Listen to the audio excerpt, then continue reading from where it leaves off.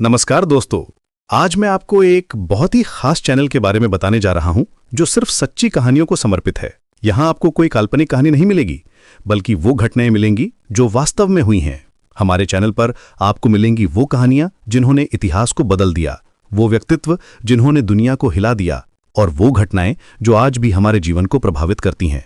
हर कहानी गहरी रिसर्च के साथ तैयार की जाती है ताकि आपको सच्चाई का एहसास हो सके। जब आप पूरी कहानी सुनेंगे तब आपको पता चलेगा कि वास्तविकता कितनी शक्तिशाली होती है। ये कहानियां आपको सोचने पर मजबूर कर देंगी और आपके नजरिए को बदल देंगी। अगर आपको ये कंटेंट पसंद आ रहा है तो प्लीज चैनल को सब्सक्राइब करना ना भूलें और इस वीडियो को लाइक भी करें। आपका सपोर्ट हमें और भी बेहतरीन सच्ची कहानियां लाने के लिए प्रेरित करता है। आज की कहानी है आखिरी स्टेशन। तो चलिए शुरू करते हैं। अमन वर्मा जब सोनपुर हॉल्ट पर उस रात ट्रेन से उतरा तो उसे नहीं पता था कि वो जिस जमीन पर पैर रख रहा है वो असल में किसी नक्शे में मौजूद ही नहीं है, क्योंकि यह स्टेशन उन लोगों से बना था जो कभी अपनी मंजिल तक नहीं पहुंच पाए थे। और ट्रेन के जाते ही जब अंधेरा गाढ़ा हुआ तो प्लेटफॉर्म के कोने में खड़ा वो आदमी जिसकी रीढ़ सीधी नहीं थी, उसने अमन से कहा कि यहाँ जो उतरता है वो लौटता नहीं। और यही वो पल था जब अमन की जिंदगी दो हिस्से में टूट गई, क्योंकि नीचे बने प्लेटफॉर्म नंबर 0 में उतरते ही उसे दीवारों पर चिपके सैकड़ों चेहरे की तस्वीर दिखी जिनकी आंखें खुली थी और सबके नीचे लिखा था, उतर चुके, आ गए। और उन्हीं में राघव का चेहरा था जो कभी उसका दोस्त था, और जब एक रुकी हुई सांस था जिसने कांपती आवाज में बताया कि ये स्टेशन 1998 के एक रेल हादसे से पैदा हुआ था, जब ट्रेन पटरी से उतर गई थी और सैकड़ों लोग जिंदा दफन हो गए थे। लेकिन उनकी मौत पूरी नहीं हुई थी, इसलिए उनकी रुकी हुई जिंदगियों ने मिलकर एक ऐसी जगह बना दी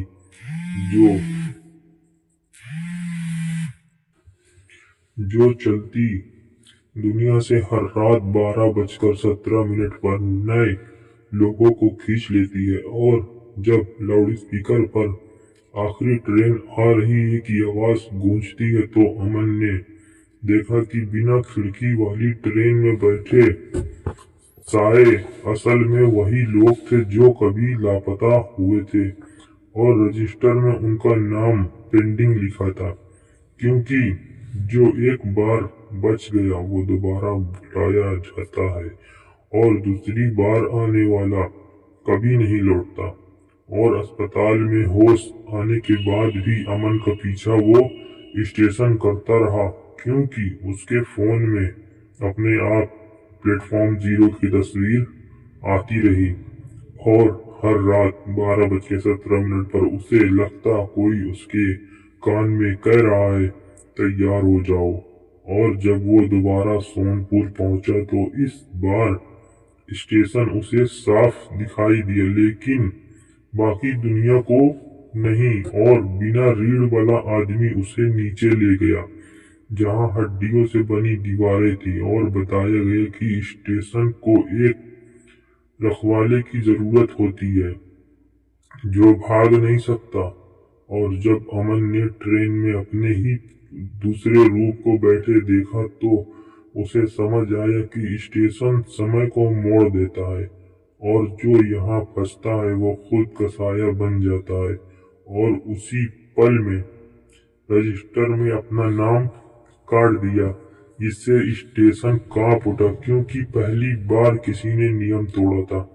और सुबह जब लोग आए तो ना स्टेशन था ना पटरी, लेकिन जो लोग आज भी रात आखिरी ट्रेन में सफर करते हैं वो बताते हैं कि कभी कभी खिड़की के बाहर एक प्लेटफॉर्म दिखता है जिस पर कोई बोर्ड नहीं होता, और तभी लाउडस्पीकर में धीमी आवाज आती है, नेक्स्ट स्टॉप प्लेटफॉर्म नंबर 0। और उसी वक्त अनजान शहर में किसी अनजान मोबाइल पर एक ईमेल पहुंचता है जिसमें सिर्फ 3 शब्द लिखे होते हैं, अगर हिम्मत है तो आओ। और इस तरह स्टेशन खत्म नहीं होता बल्कि हर बार किसी नई कहानी में जिंदा हो जाता है, क्योंकि कुछ जगहें मिटती नहीं, वो बस इंतजार करती हैं। और अमन ने सोचा था कि नाम काटने से सब खत्म हो जाएगा, लेकिन असल सच ये था कि स्टेशन खत्म नहीं हुआ था, बल्कि उसने अमन को अपने अंदर समा लिया था। क्योंकि उस रात के बाद से अमन को आईने में अपनी परछाई थोड़ी देर से हिलती दिखाई देती, और कभी कभी उसकी परछाई प्लेटफॉर्म की लाइट के नीचे खड़ी नजर आती, जहां कोई प्लेटफॉर्म होना ही नहीं चाहिए था। और धीरे धीरे उसे महसूस हुआ कि समय के लिए 12:17 पर रुक जाता है, क्योंकि उस वक्त उसकी घड़ी चलना बंद कर देती है और उसके आसपास आवाजें खिंचकर लंबी हो जाती हैं, जैसे दुनिया सांस रोक लेती हो। और उसी दौरान उसे अलग अलग शहरों से फोन आने लगे, जहां लोग बताते हैं कि उन्होंने आखिरी ट्रेन से उतरते वक्त एक आदमी देखा जिसकी आंखें थकी हुई थी और चेहरा बिल्कुल अमन जैसा था। और अमन समझ गया कि ये स्टेशन ने उसे छोड़ा नहीं है, बल्कि उसे अपना चेहरा बना लिया है, ताकि वो खुद दूसरों को खींच सके। और तभी उसके मेल बॉक्स में रोज नए ईमेल आने लगे, जिनमें लोगों के नाम और जगह लिखी होती और नीचे बस एक लाइन होती, इन्हें रास्ता दिखाओ। और जब अमन ने ये नाम गूगल किया तो पता चला कि वो इंसान अभी जिंदा था, लेकिन अगले ही दिन वो लापता हो गया। और अमन रात भर कांपता रहा, क्योंकि उसे एहसास हो गया था कि स्टेशन अब पटरी या प्लेटफॉर्म नहीं है, बल्कि उसके अंदर बस चुका है।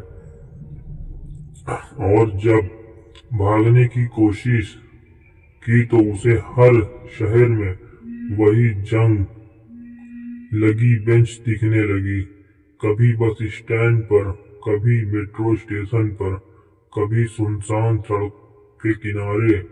और हर बार उस बेंच के पास खड़ा होता वही रीढ़ वाला आदमी, जो अब मुस्कुराता नहीं बल्कि झुककर आदर से कहता, रखवाले। और अमन चीख कर कहता कि वो ये नहीं, लेकिन रात 12:17 पर उसके मुंह से अपने आप शब्द निकलते, और हिम्मत है तो आओ।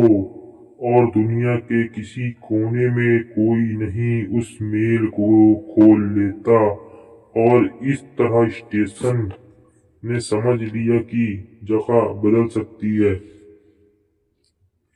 पर नियम नहीं। जो एक बार प्लेटफॉर्म 0 देख लेता, वो या तो लापता होता है या फिर रास्ता बन जाता है। अब भी जब कोई ट्रेन देर रात अचानक बिना वजह रुक जाती है और यात्री कहते हैं कि बाहर कुछ नहीं था, लेकिन फिर भी किसी के उतरने की आवाज आई, तो समझ लेना कि स्टेशन कहीं नहीं खुल चुका है, क्योंकि प्लेटफॉर्म 0 अब किसी नक्शे में नहीं बल्कि उन आंखों में मौजूद है जो अंधेरे में देर तक देखती रहती है। और कहानी यही खत्म नहीं होती, क्योंकि जिस वक्त तुम ये कहानी पढ़ रहे हो या सुन रहे हो, ठीक उसी वक्त किसी घड़ी में सुइयां 12:17 पर अटक चुकी हैं, और कहीं किसी स्क्रीन पर 3 शब्द टाइप हो चुके हैं, अगर हिम्मत है तो आओ।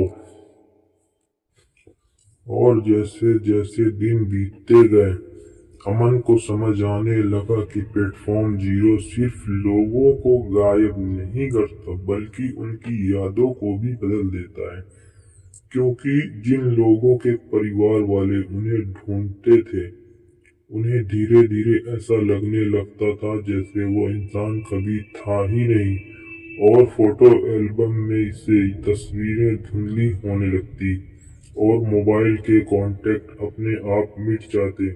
और अमन ने एक दिन हिम्मत करके उन ईमेल्स को खोलना शुरू किया जिनमें नाम लिखे आते थे और हर नाम के साथ एक लोकेशन और एक समय होता था, और उसने तय किया कि वो इस बार स्टेशन के नियम तोड़ेगा।